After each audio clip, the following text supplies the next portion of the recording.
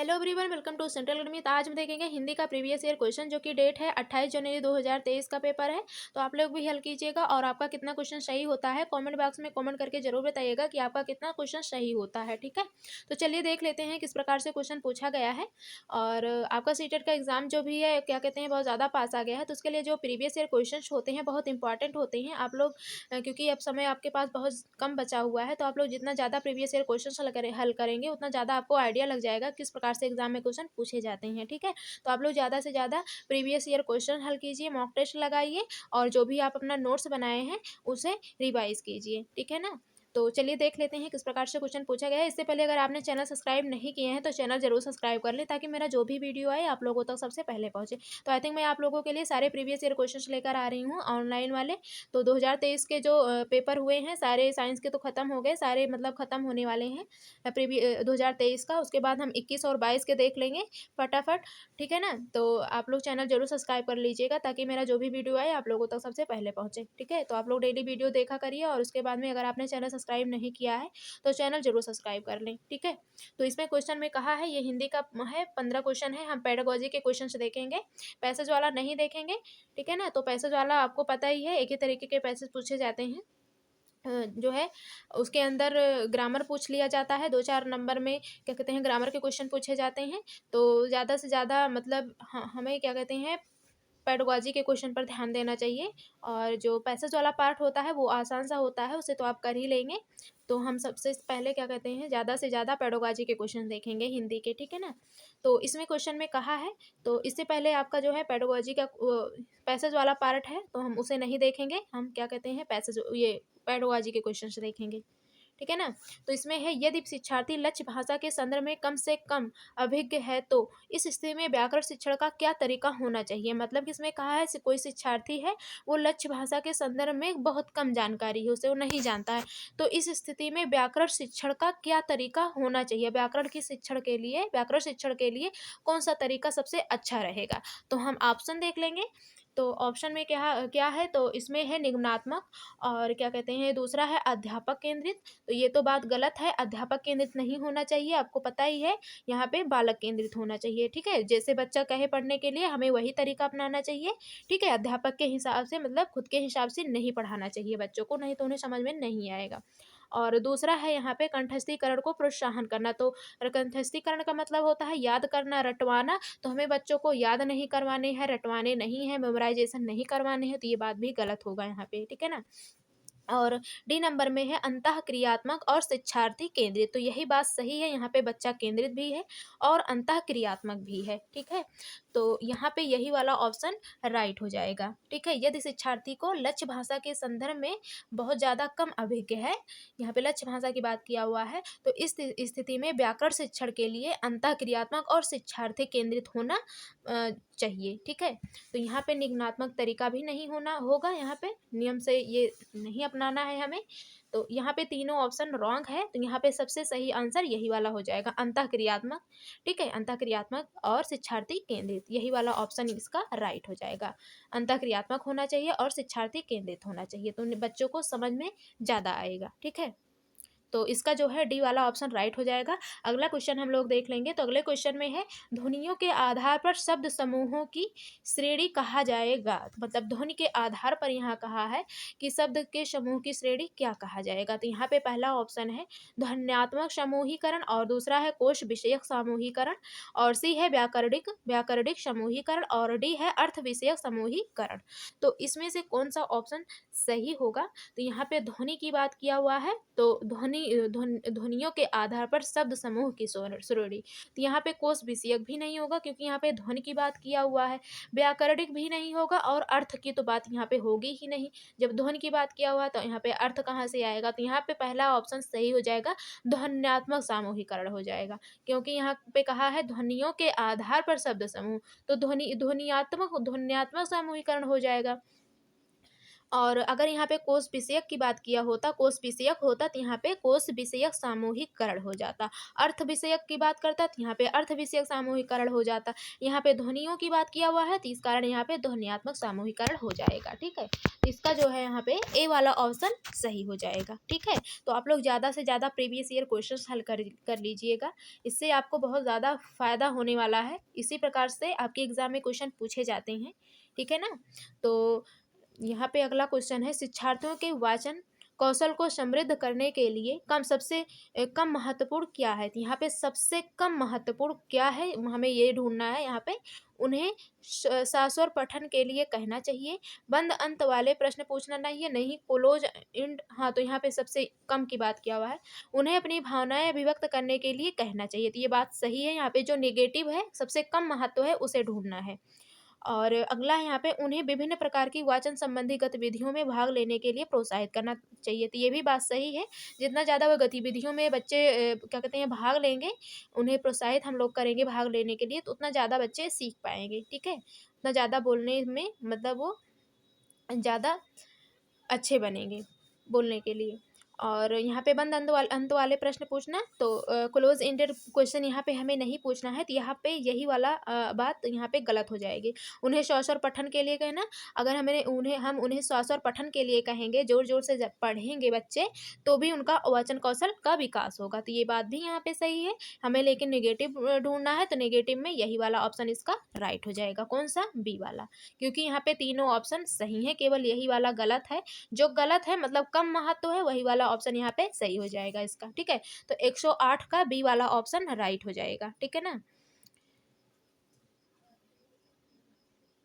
क्योंकि बंद अंत वाले प्रश्न जब हम बच्चे से पूछेंगे, एक वर्ड में आंसर मतलब क्वेश्चन का आंसर देने के लिए कहेंगे, केवल एक ही वर्ड में क्वेश्चन का आंसर देंगे बच्चे, तो वो बहुत मतलब ज़्यादा नहीं बोलेंगे, तो उनका वाचन कौशल का विकास नहीं होगा। यहाँ पे कम से कम बच्चे बात करेंगे, कम से कम बोलेंगे, तो वाचन कौशल का विकास यहाँ पे नहीं होगा। तो सबसे कम महत्व बी वाला वही ऑप्शन राइट हो जाएगा, बंद अंत वाले प्रश्न पूछना।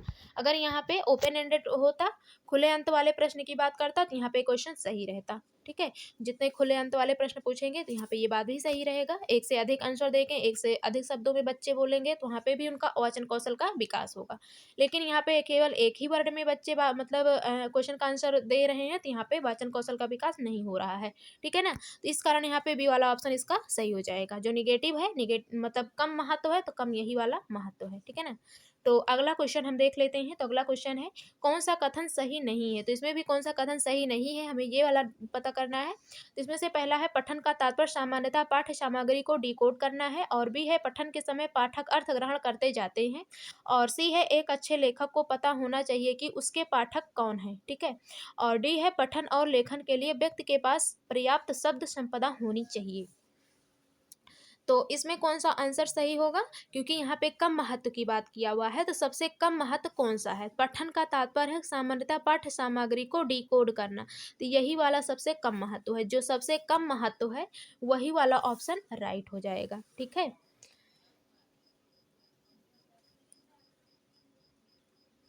क्योंकि यहाँ पे और सभी ऑप्शन सही है। पठन के समय पाठक अर्थ ग्रहण करते हैं, ये बात तो सही है। पढ़ने का मतलब क्या होता है, पढ़कर अर्थ ग्रहण कर लेना ही पठन का अर्थ हो जाता है।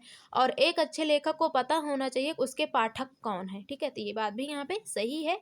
और पठन और लेखन के लिए व्यक्ति के पास पर्याप्त शब्द संपदा होनी चाहिए, ये बात भी सही है। यहाँ पे केवल यही सही नहीं है। ठीक है, पठन का तात्पर्य होता है कि सामान्यतः पाठ्य सामग्री को डिकोड करना, तो डिकोड करना ही नहीं होता है पठन का अर्थ। पठन का मतलब होता है पढ़कर अर्थ ग्रहण कर लेना, पठन का मतलब ये होता है। यहाँ पे जो कि सेकेंड ऑप्शन में है, तो यहाँ पे जो निगेटिव है वही वाला इसका आंसर सही हो जाएगा, गलत का गलत सही हो जाएगा, निगेटिव का निगेटिव वाला आंसर राइट हो जाएगा। तो अगला क्वेश्चन देखेंगे यहाँ पे। तो अगला क्वेश्चन है, कौन सी गतिविधि जीवन की वास्तविक स्थितियों में भाषा के प्रयोग में अधिक सहायता नहीं करेगी। श्यामपट्ट से नकल करना, और बी है प्रमाणिक सामग्री का पठन, और सी है समाचार सुनना, और डी है प्रतिबिंबात्मक जनरल लिखना। तो इसमें भी नहीं करेगी, सारे क्वेश्चन नेगेटिव वाले ही आ रहे हैं यहाँ पे।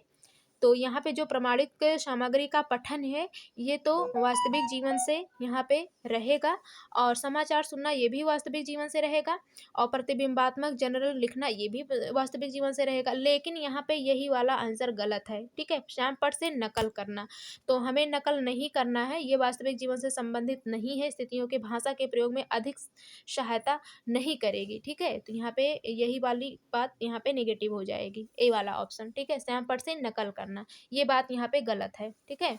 तो जो गलत है वही वाला सही हो जाएगा, क्योंकि यहाँ पे नेगेटिव की बात किया हुआ है, यहाँ पे सारे और तीनों ऑप्शन यहाँ पे राइट है। तो अगला क्वेश्चन है यहाँ पे 111 नंबर क्वेश्चन है।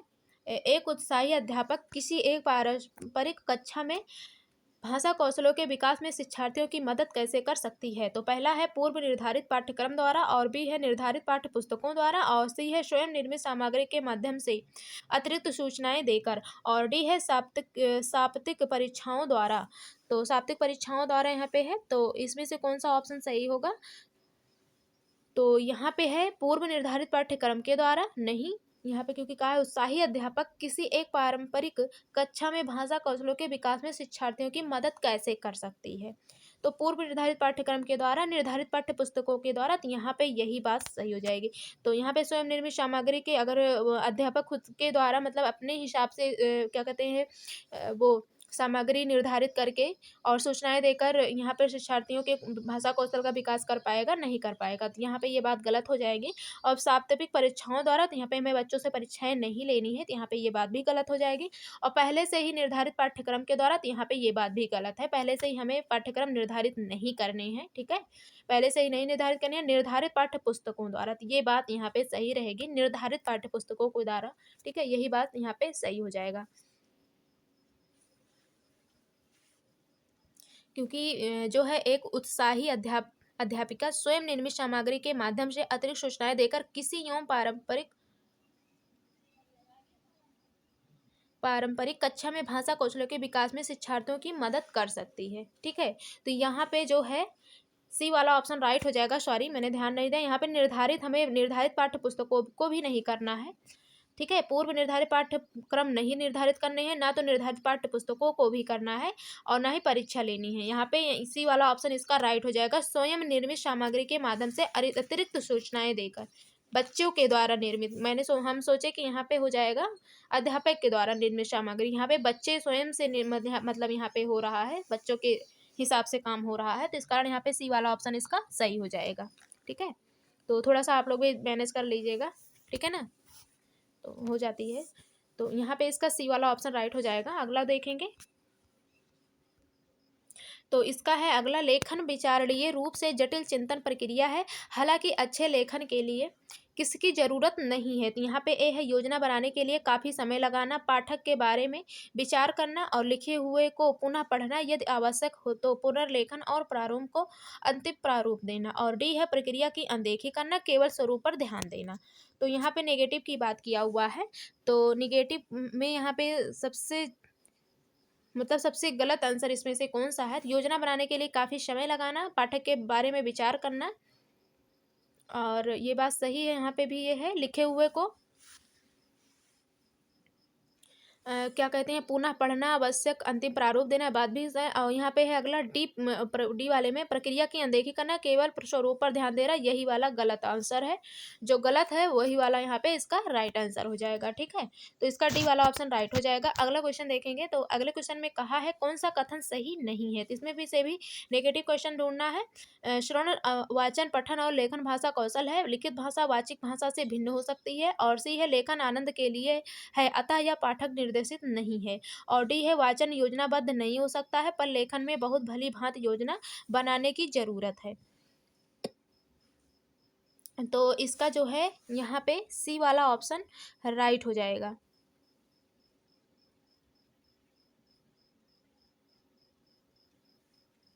इसका जो है यहाँ पे सी वाला ऑप्शन राइट हो जाएगा, ठीक है। लेखन आनंद के लिए है, अतः यह पाठक निर्देशित नहीं है।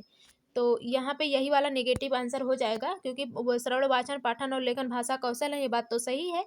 और लिखित भाषा वाचिक भाषा से भिन्न हो सकती है, तो ये बात भी सही है। और वाचन योजनाबद्ध नहीं हो सकती है, पर लेखन में बहुत भली भांति योजना बनाने की जरूरत है। हाँ, लिखने के लिए योजना बनाने की जरूरत तो होती ही है। तो यहाँ पे जो है सबसे, यहाँ पे यही वाला आंसर गलत है, सी वाला ऑप्शन। तो जो गलत है गलत वाला आंसर सही हो जाएगा, क्योंकि गलत पूछा है। ठीक है ना, तो यहाँ पे 13 का सी वाला ऑप्शन राइट हो जाएगा। और अगला क्वेश्चन देख लेंगे। तो अगले क्वेश्चन में कहा पूछा है, क्वेश्चन में किसी अध्यापक को कक्षा 8 के विद्यार्थियों को लेखन कौशल संबंधी शिक्षण देने के लिए पाठ योजना बनाते समय किस काम से बचना चाहिए? किस काम से बचना चाहिए? होटल में बुकिंग करने से जुड़ी सूचना प्राप्त करने के लिए ईमेल लिखना, और बी में है व्याख्यान के दौरान टिप्पणियां लिखना और उनका सारांशिकरण, और सी है कक्षा प्रस्तुतिकरण हेतु स्लाइड आदि बनाना, और डी है शिक्षार्थियों को ऐसा कार्य देना जो भाषा के रूप व नियमों को सीखने पर केंद्रित हो। ठीक है, तो इसमें से जो है यहाँ पे डी वाला ऑप्शन सही हो जाएगा। शिक्षार्थियों को ऐसा कार्य देना जो भाषा के रूप व नियमों को सीखने पर केंद्रित हो। तो यहाँ पे इसी से बचना चाहिए, क्योंकि नेगेटिव की बात यहाँ पे भी किया हुआ है कि यहाँ पे विद्यार्थियों को लेखन कौशल संबंधी शिक्षण देने के लिए पाठ योजना बनाते समय किस काम से बचना चाहिए। तो हमें इसी काम से बचना चाहिए, डी वाले ऑप्शन में जो कि है। शिक्षार्थियों को ऐसा कार्य देना चाहिए जो भाषा के रूप व नियमों को सीखने पर केंद्रित हो, इसी से बचना चाहिए, नियम पर ही केंद्रित नहीं होना चाहिए। ठीक है, और अगला है 15 नंबर। एक जापानी विद्यार्थी अंग्रेजी, फ्रेंच और जापानी भाषा प्रवाहपूर्ण बोल लेती है, संभवतः यह डैश है। तो वह भाषा शिक्षार्थी है, एकल भाषी है, बहुभाषी है कि द्विभाषी है? तो क्या होगा होगा इसका? तो इस जो है ये बहुभाषी है, वो अच्छे से फ्रेंच, अंग्रेजी, जापानी एक से अधिक भाषाएं बोल ले रही है, तो यहाँ पे जो हो जाएगा बहुभाषी हो जाएगा। ठीक है, तो यहाँ पे बहुभाषी हो जाएगा, संभवतः वह बहुभाषी हो जाएगा। ठीक है, और अगला क्वेश्चन है, विद्यालय में भाषा शिक्षण पाठ्य पुस्तकों के अलावा भी होना चाहिए। इस कथक के आलोक में आप मिडित विद्यालय, यहाँ पे मिडित है, मिडिल हो जाए, विद्यालय के शिक्षार्थियों के भाषा अधिगम को समृद्ध करने के लिए किस प्रकार के संसाधन व गतिविधियों का प्रयोग करेंगे? तो पहला है प्रमाणिक साहित्य का पठन, और बी है निर्धारित पाठ्य पुस्तकों का पठन, और सी है द्विभाषिक शब्दकोश का प्रयोग, और डी है अध्यापक द्वारा निर्मित वर्कशीट पर काम। ठीक है, तो इसका कौन सा ऑप्शन सही होगा? तो इसका जो है यहाँ पे ए वाला ऑप्शन राइट हो जाएगा, प्रमाणिक साहित्य का पठन हो जाएगा, प्रमाणिक साहित्य का पठन हो जाएगा। ठीक है, तो आप लोग एक बार ठीक से क्वेश्चन पढ़ लीजिएगा, यहाँ पे यही वाला आंसर राइट हो जाएगा। तो अगला क्वेश्चन देखेंगे। तो अगले क्वेश्चन में है, एक वाक्य विकार है जिससे एक ही शब्द बार बार दोहराने से वाचन का प्रभाव बाधित होता है। हकलाना, त्रुटिपूर्ण उच्चारण, अफेजिया, डिस्फेजिया। मतलब यहाँ पे किसमें? बोलने में शब्द बार बार दोहराने से वाचन का प्रवाह बाधित होता है, मतलब कि वो बोल नहीं पा रहा है। तो बोलने से कौन सा यहाँ पे विकार हो जाएगा? तो बोलने से यहाँ पे हकलाना हो जाएगा। ठीक है, दोहराने व वाचन का प्रवाह बाधित होता है, यहाँ पे हकलाना हो जाएगा। ठीक है,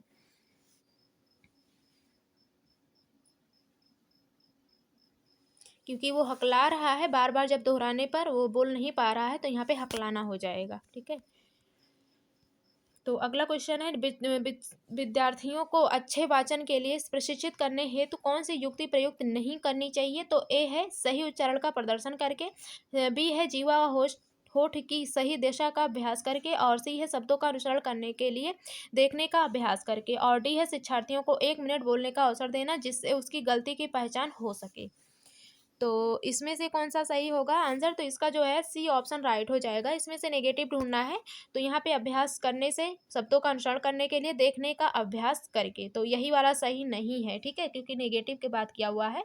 और क्वेश्चन में कहा है अच्छे वाचन के लिए प्रशिक्षित करने हेतु उनकी कौन सी युक्ति सही नहीं है, प्रयुक्त नहीं है? तो यहाँ पे वाचन की बात किया हुआ है, तो वाचन अच्छा आने के लिए हमें सही उच्चारण का प्रदर्शन करना चाहिए, जीवा ओंठ की सही दशा का अभ्यास करा के, तो ये भी कराना चाहिए, और 1 मिनट बोलने का अवसर देना चाहिए जिससे उसकी गलती पहचान हो सके। लेकिन यहाँ पे शब्दों का अनुसरण करने के लिए देखने का अभ्यास करना, तो यहाँ पे देखना, वो तो देख ही पा रहा है, बोलने से वहाँ पे उसको दिक्कत है, तो ये देखने की यहाँ पे बात गलत हो जाएगी। तो यहाँ पे इस कारण सी वाला ऑप्शन राइट हो जाएगा, क्योंकि यहाँ पे देखने की बात किया हुआ है और उसे अच्छे से बोलने की बात की प्रशिक्षण के लिए बात की जा रही है। ठीक है, तो यहाँ पे यही बात प्रयुक्त नहीं है देखने के लिए। ठीक है, तो इसका जो है यहाँ पे सी वाला ऑप्शन राइट हो जाएगा। अगला देखेंगे।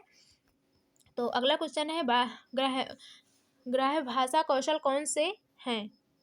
तो ए है भाषा का प्रयोग करते समय स्वयं को सही करने में सक्षम, और बी है व्याकरणिक संरचनाओं का सटीक प्रयोग, और क्या कहते हैं सी है विभिन्न शैलियों में लेखन, और डी है सूचनाओं के लिए श्रवण एवं पठन।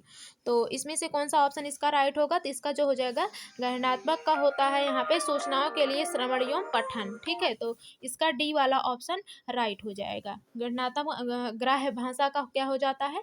श्रवण एवं पठन हो जाता है। ठीक है, तो इसका डी वाला ऑप्शन राइट हो जाएगा। तो अगला क्वेश्चन देख लेंगे 20 नंबर।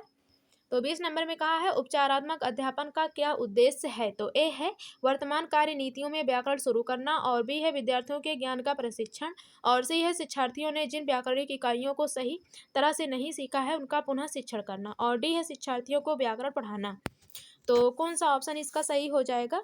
तो इसका जो है यहाँ पे सी वाला ऑप्शन सही हो जाएगा, क्योंकि यहाँ पे उपचारात्मक अध्यापन का क्या उद्देश्य है ये पूछा है। तो इसका यही उद्देश्य है शिक्षार्थियों ने जिन व्याकरणिक इकाइयों को सही तरह से नहीं सीखा है उनका पुनः शिक्षण करना। तो यही क्या कहते हैं उपचारात्मक अध्यापन का उद्देश्य होता है। मतलब कि जहाँ उन्हें कठिनाई आ रही है, जहाँ उन्हें कमी रह गई है, उसका उपचार करना, उसे फिर से सिखाना उस चीज़ को।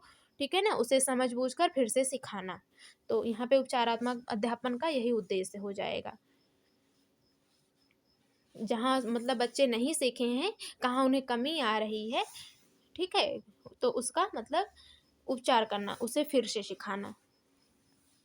तो इसका जो है यहाँ पे सी वाला ऑप्शन राइट हो जाएगा। ठीक है, तो आपके पूरे 15 क्वेश्चन थे, आपके पूरे 15 क्वेश्चन कंप्लीट हो गए। तो आप लोग भी हल कीजिएगा, और आपका कितना सही होता है तो कमेंट बॉक्स में कमेंट करके ज़रूर बताइएगा। और आपको और किस सब्जेक्ट के प्रीवियस ईयर क्वेश्चंस चाहिए तो आप लोग उसके लिए भी कमेंट कर दीजिएगा कि हमें इस सब्जेक्ट का भी प्रीवियस ईयर क्वेश्चंस चाहिए, तो हम उसका भी लेकर आएंगे। ठीक है ना, तो आप लोग चैनल जरूर सब्सक्राइब कर लीजिएगा और वीडियो लाइक कर दीजिएगा। ठीक है, तो आज के लिए बस इतना ही, मिलते हैं नेक्स्ट क्लास में, तब तक के लिए धन्यवाद।